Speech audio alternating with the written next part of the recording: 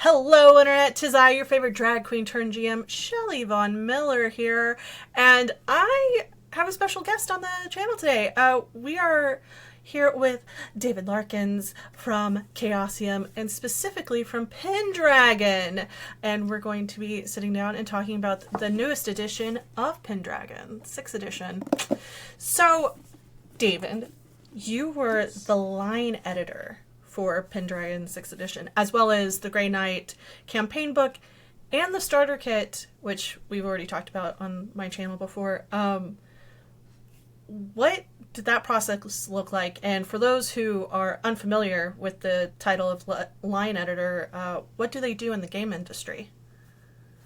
Yeah, it is a job title that is has its own meanings in the game industry. It's what you might call a showrunner in the world of television. It's the person who is sort of directing the whole game line, ergo the name.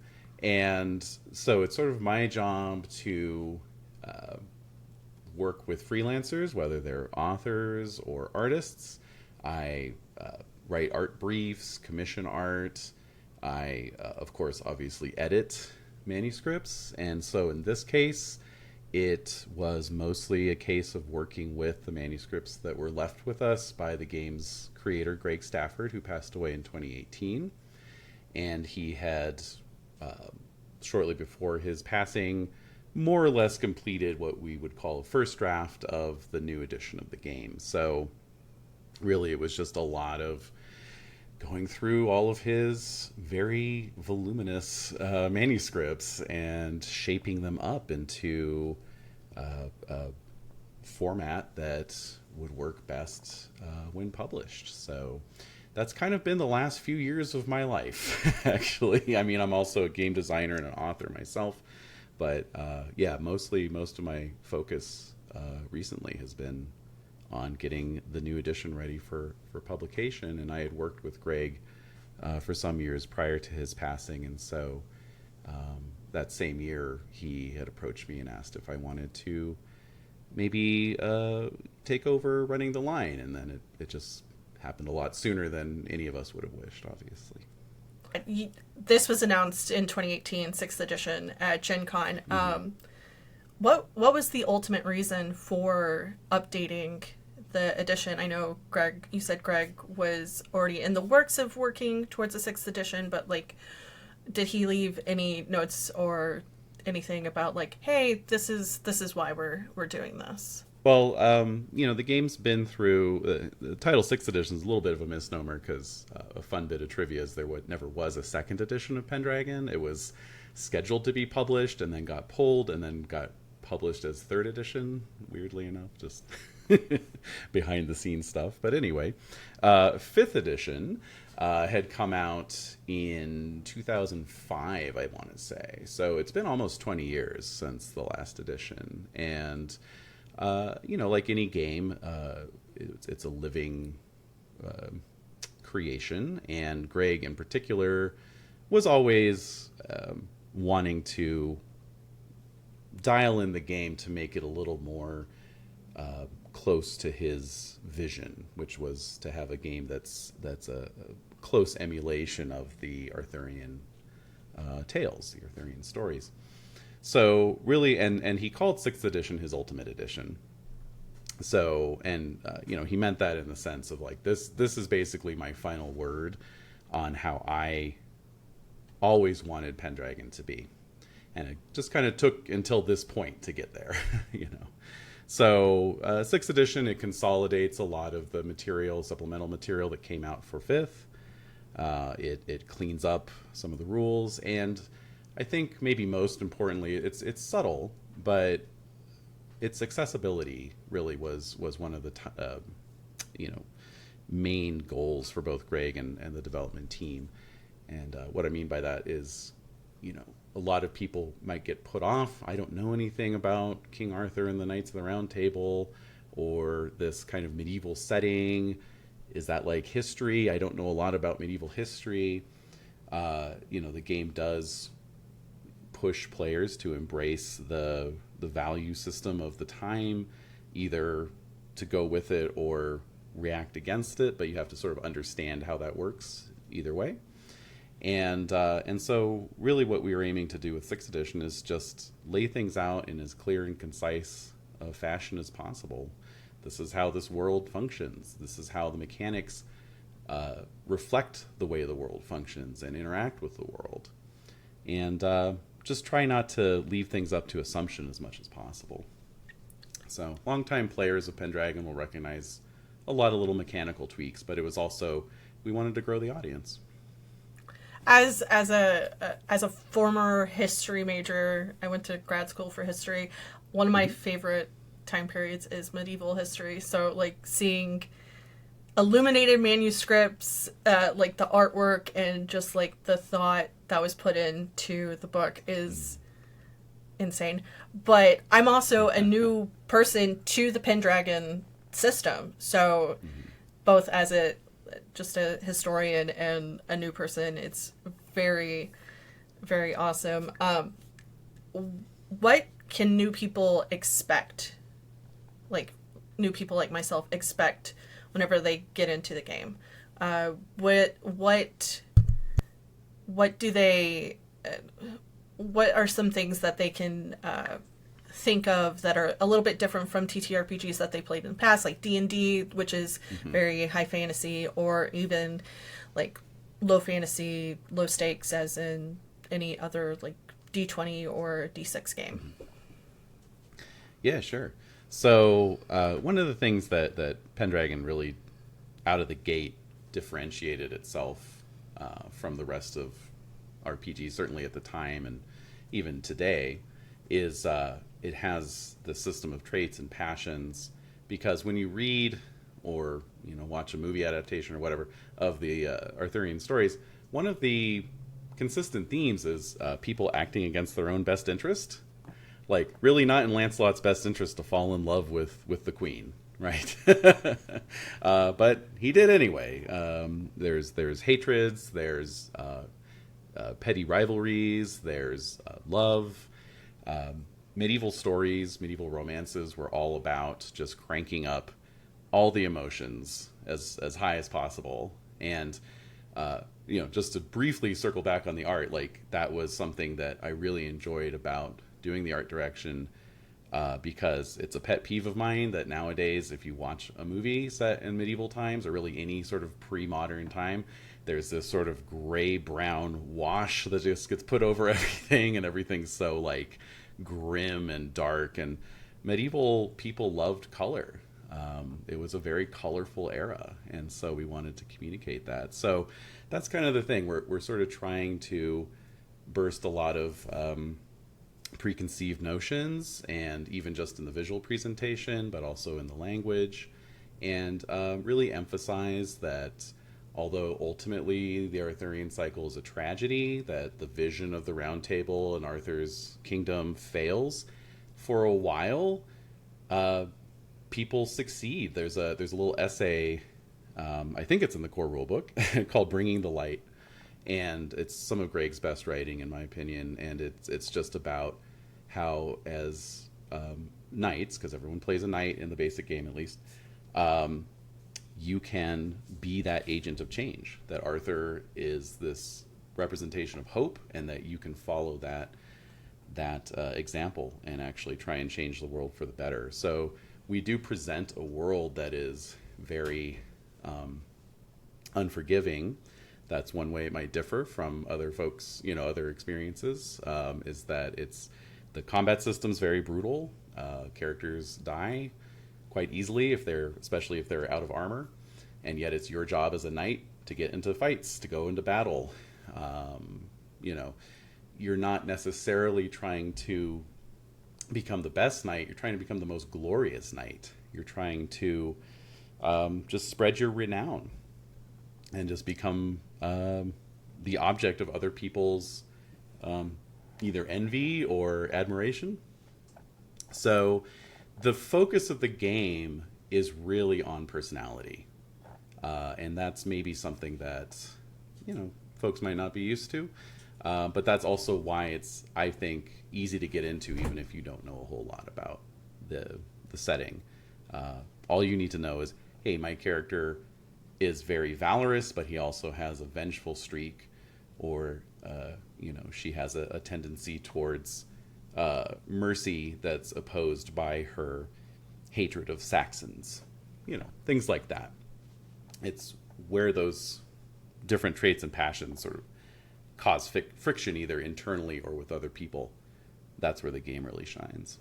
Starter set, you could actually use the character that you build in book 1 in the campaign in book 3.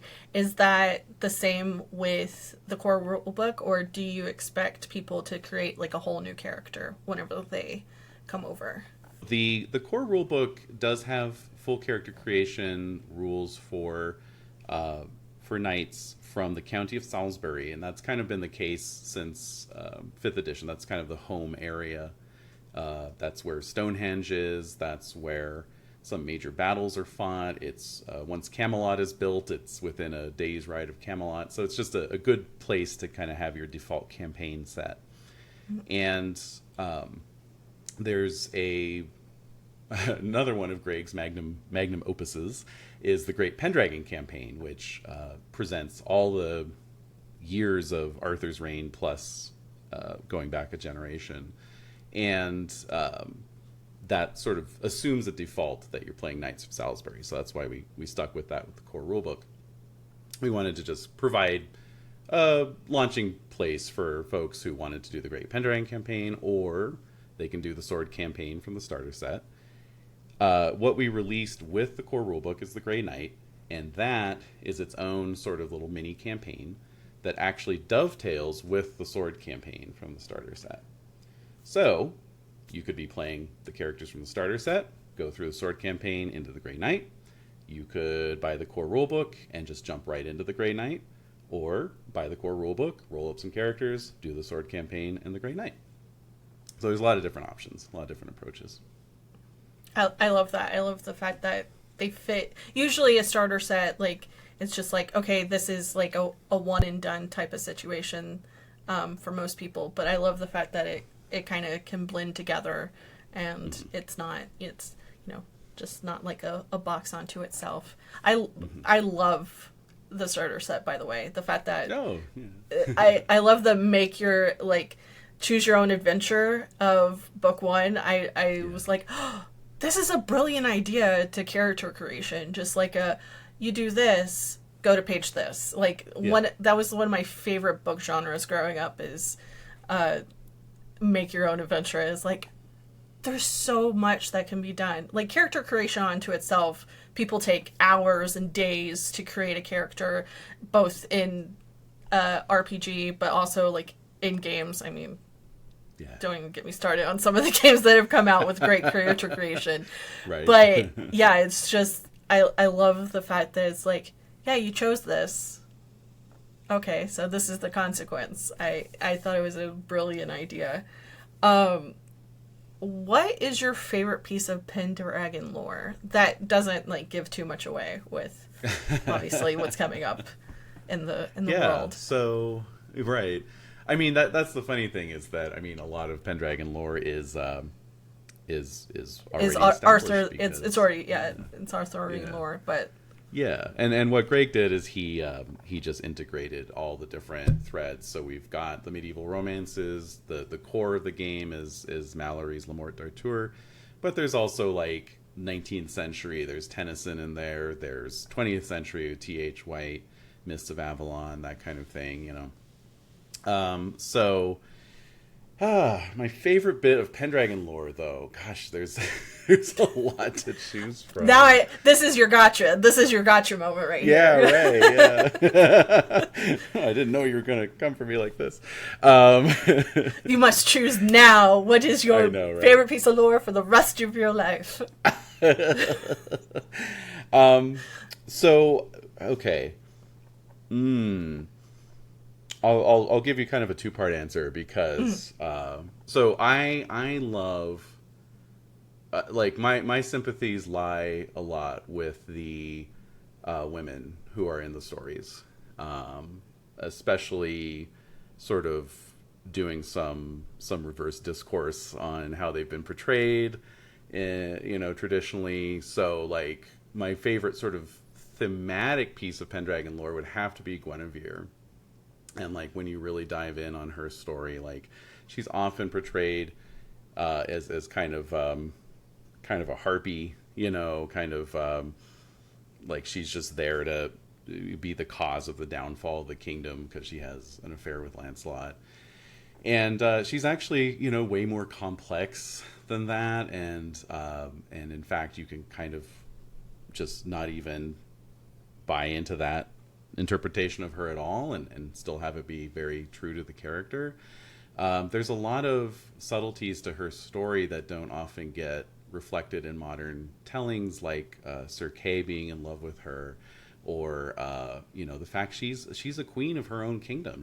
Her father was King Leodegrance of Cameliard, so when he dies, she becomes queen of her own kingdom. She's also the wife of the High King of Britain, so she's very complex, and we're actually like expanding her role a bit. We're doing a revised edition of the Great Pendragon campaign, and so we're giving her some extra things to do and some opportunities for players to pledge their allegiance to her, like as Queen's Knights and that sort of thing, which is always fun. And I actually wrote a scenario that I run at conventions sometimes, and will eventually see publication. But it's sort of like the player knights have been tasked with escorting her to her wedding to Arthur, and the round table is actually her dowry. That's what she brings with her. So yeah, it was a good opportunity to like have some fun with that character and like demonstrate, her personality, maybe we could say. But yeah, anything as far as specific examples, I love Morgan Le Fay, and so any opportunity to bring her in, because she's a very complicated character. Sometimes she's Arthur's rival, sometimes she helps him out. She's the one who bears him away from the final battlefield at Camland to the marshes of Avalon, and she's his half sister. And but I particularly love the story of Sir Accolon. So for folks not familiar with that, I would recommend seeking that out. John Steinbeck actually wrote a really good version of that showdown, and I actually worked it into one of my campaigns where I had a player knight who had fallen under her sway, and the player was kind of maybe thinking of starting a new character, and I said, how would you like to die in a battle against King Arthur that Morgan has engineered? And he said, sure. So I worked that into the next session, and everybody was, jumping out of their seats at the drama of it all. We love a good bit of drama at our Yes. tables. Now, I read somewhere in another interview that you gave that there's a Game Master's Handbook and a Noble's Handbook coming out eventually. Yes. Do we have a date and what we might expect? The Game Master's Handbook is actually going through the final production pipeline as we speak. It will get sent to the printers sometime this year, and then it's up to the vagaries of the shipping and fulfillment networks as to when that'll actually come out. But we're trying to get it out as quickly as possible, because it really is the companion volume. What happened is that Greg's original manuscript as a Word document was like 500 pages. So there was no way we were going to publish a single volume. And in fact, Greg had kind of gone back and forth himself on whether it was going to be 1 volume, 2 volumes, 3 volumes. So we eventually settled on 3. We packed as much as we could into the core rule book, and it really is just all the rules you need to play, plus the character creation. The Game Master's Handbook just expands on all of that. So yes, we have setting information in the core rule book. There's even more in the Game Master's Handbook. There's a whole chapter on religion, and that's Christianity, paganism, heathenism, all that stuff. There's a chapter on magic and miracles and how those work. There's a very extensive bestiary with NPC stats, generic character stats, and lots of fairies and giants and spirits and all kinds of stuff from like British folklore, essentially, elf knights, you name it. And then there's a whole chapter called Arthurian Acts, which has like guidelines for all the classic stuff that happens in Arthurian stories, like romance and tournaments and feasting and hunting and all that kind of stuff that again, like to kind of circle back to your earlier question, like these are the sorts of things that maybe you're not familiar, used to seeing in your usual TTRPG games, but you can have a whole session that's just a big feast and a tournament, and it'll be totally satisfying because there will be a lot of drama playing out, like as we say. Those are, I mean, in history, even if you think about like fantasy novels and TV shows, those are the places where, political intrigue happens. Like if you are politically minded, like feasts and tournaments are definitely the way to go. Also, I know that in some of the appendices for the starter kit, that feasts and tournaments are also included. So I think that's a really great... battles, yeah. Exactly. So we get like a little bit of a preview. Exactly. The starter, we wanted to give as much as we could of like what we have planned for the line. So for example, the pre-gens and the starter set hint at the wider variety of character options that will be forthcoming in later supplementary materials and so forth. The Noble's Handbook is also done. I mean, it's just going to follow the Game Master's Handbook. And that is, there's a whole other level of Pendragon play where it can be dynastic and it can be sort of more, introduce more elements of like things like estate management and like so you can have your own manor and you can build improvements on the manor. It's almost a little bit like a sim game in that way, where you, it's like, ooh, this year I want to build some improved roads, or I want to build an apiary so I can brew some mead from the honey that the bees produce, and that kind of thing, and really personalize your character's estate. Obviously, build a castle maybe at some point, and then we have an expanded like family history section, so you can really like go to town and end up like with a whole family tree, including like. There's a winter phase at the end of every game year, and so you would roll to see what's going on with your family, and that can create story, that can create drama. Oh, somebody was kidnapped, or somebody got excommunicated, or whatever, And then something that's new to this edition in the Nobles book that has been in great demand, at least by many of my players, is a system for breeding the perfect warhorse. So, because everybody wants the best warhorse. So we actually had a contributor who has written an app that is all about like horse breeding and stuff, and so she just adapted her knowledge there into some tables, and so for folks who really want to dig in on that side of the game, which is a surprisingly high number of people, that's in there. I wouldn't say I'm surprised, but that's so niche. It's like I need the best horse to win this tournament. Yes. To be part of this knighthood, I need the best. That is awesome. This is our last question, and I would say thank you so much for sitting down with me, because now I have ideas on a Pendragon campaign where it's all lady knights of the Round Table. Yeah, absolutely. All lady knights. Any other upcoming projects, whether they're Pendragon or other titles that you might be able to tell us, if you're able to tell us. I know NDAs are lock it down. But... They're a thing, for sure. And I don't want to step on the toes of any of my fellow line editors from the other Chaosium game lines, right? But for folks who are familiar with my work on Call of Cthulhu through the book I wrote, Berlin the Wicked City, I will just say that I do have a couple other projects in the pipeline there, and I'm working with Mike Mason on some other things that I can't talk about yet. So it's, now that the 6th edition is rolling out, and we kind of got the momentum now underway, it's nice to be able to return to some creative writing and game design, I have to say. But as far as Pendragon goes, I mean, we have so much that we cannot wait to get out there. So once the 3 core books are out, like I said, we will be releasing a supplement called Knights and Ladies Adventurous, or at least that's the working title. And that is vastly expanded character creation options for knights, and also a whole section on playing like noble women, so non-knightly women, and then courtiers.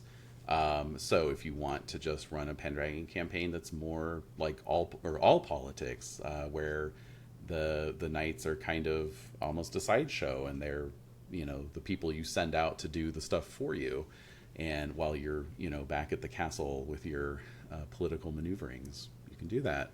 We're going to have a similar book that's going to cover magicians, so like ladies of the lake, druids, sorcerers, all that sort of stuff, and it's all based strictly on magic as depicted in medieval romances and magic items that show up in medieval romances. And you create your magician character, and then they just kind of show up from time to time and cause trouble and then leave like all good magicians do. So damn you, Merlin, damn you. Yeah, and then of course the new edition of the Great Pendragon campaign, which is kind of my main focus on the Pendragon front right now, is just expanding and revising Greg's masterpiece, honestly. So no pressure, but really excited to get that out, and our goal is to have the first volume of that out next year. Oh, okay. So be on the lookout now for more great and groovy things from Pendragon. I love this. Well, thank you so much, David, for sitting down with me. Well, Internet, I hope you enjoy this. Make sure to pick up Pendragon 6th edition, or even the starter kit. I would grab it, but things might fall. It's back there, I promise. Anyways, thank you very much. I will see you on the Internet. Goodbye!